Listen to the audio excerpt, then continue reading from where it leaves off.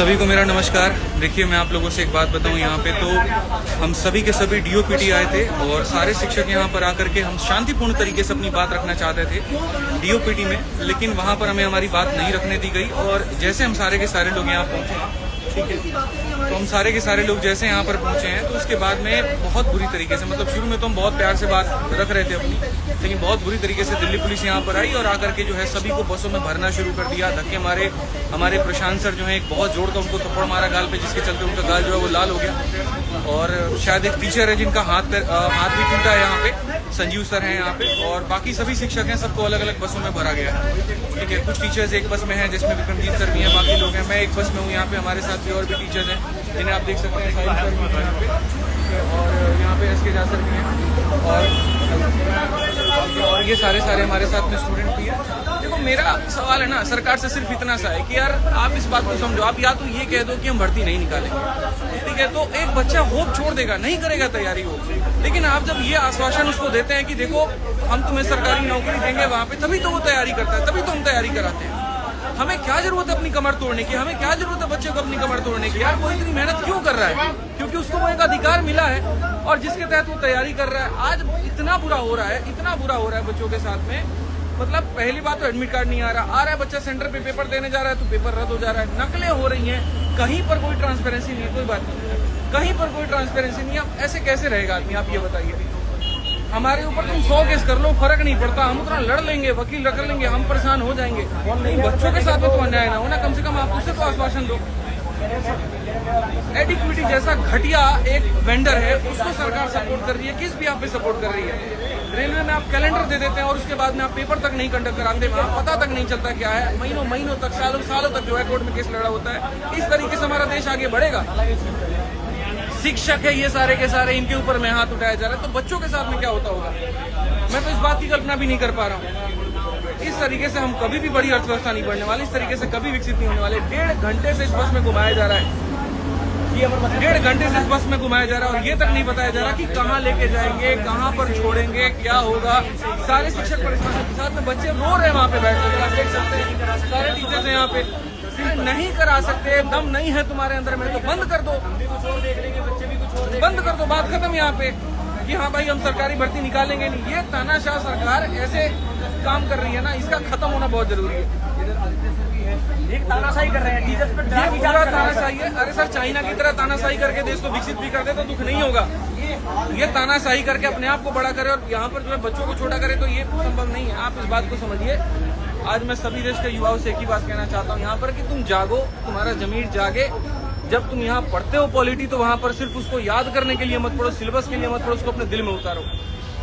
और सरकार से बस इतनी बात होगा ना कि आप जो कह रहे थे वहाँ पर कि सांसद में जो है बातें चल रही हैं, या एक तरीके से अभी सदन है वहाँ पे, तो हम आप लोगों को नहीं एंट्री करा सकते, हम बात नहीं करा सकते। हमने चुन करके उनको भेजा है, कोई सांसद है, कोई MLA है, कोई MP, हमने उनको चुन करके भेजा है, सिर्फ हमारी बात को रखने के लिए भेजा है। ये पुलिस हमारी सेवा करने के लिए, हमारे हाथ पैर तोड़ने के लिए नहीं है। दिल बहुत दुखी होता है। और किस तरीके से हम कहें कि हम इस भारत देश में रहते हैं, पानी पीने के लिए पानी नहीं दे रहे हैं ये लोग, और टीचर्स के साथ में ऐसा कर रहे हैं, तो आप ये बताओ बच्चों के साथ में क्या होता होगा? दिल से बता रहा हूँ, मुझे बहुत दुखी है। लेकिन ये आंदोलन खत्म नहीं होगा बच्चों।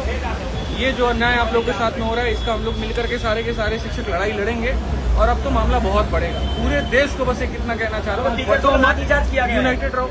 हाथ टूट गया सर, संजीव सर का एक हाथ टूट गया, प्रशांत सर के गाल पे बहुत जोर की थप्पड़ मारी है, अमन सर के पैर में लाठी दी गई है, लाठी। एक टीचर है वहाँ पे, उनका पैंट फाड़ दिया गया है। और सब ठीक है, हमारे साथ कुछ भी कर लें, बट हमारा मुद्दा क्या था? जो बच्चों के साथ में अन्याय हो रहा है उसको खत्म किया जाए।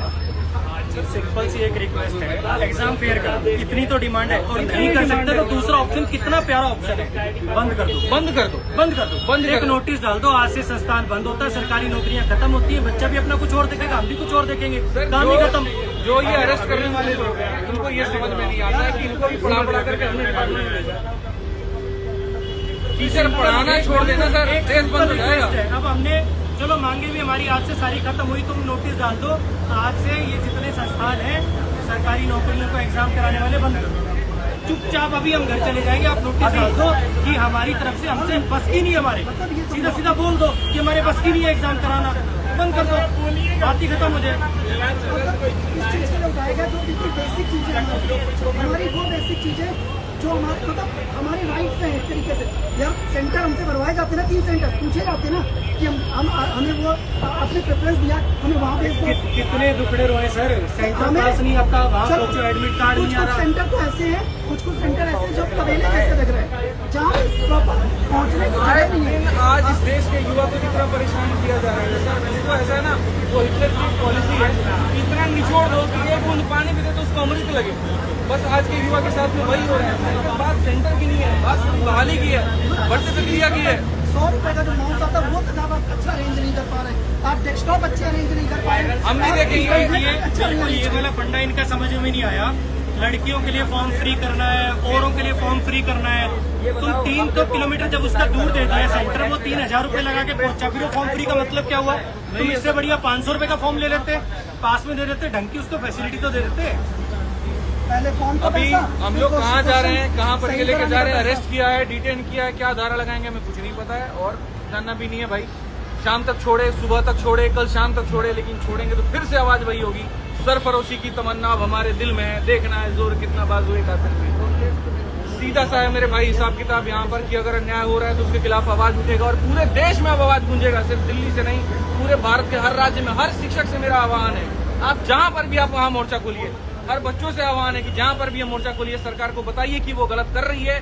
वो चुनी हुई जो सरकार जो हमने वहाँ पर भेजी है वो हमारे लिए है, हमारे खिलाफ नहीं होनी चाहिए। हमने जो आवाज उठाई है वो एकदम सही उठाई है, बच्चों के हित में उठाई है। वहाँ पर हमने कहीं पर भी कोई भी गलती बात नहीं कही है। तो हमें अरेस्ट करने से मामला शांत नहीं होने वाला है, डिटेन करने से मामला शांत नहीं होने वाला है। सही करना है तो जो गलतियां हो रही हैं उसको सुधार करिए ताकि बच्चों का भला हो पाए। जय हिंद, जय भारत।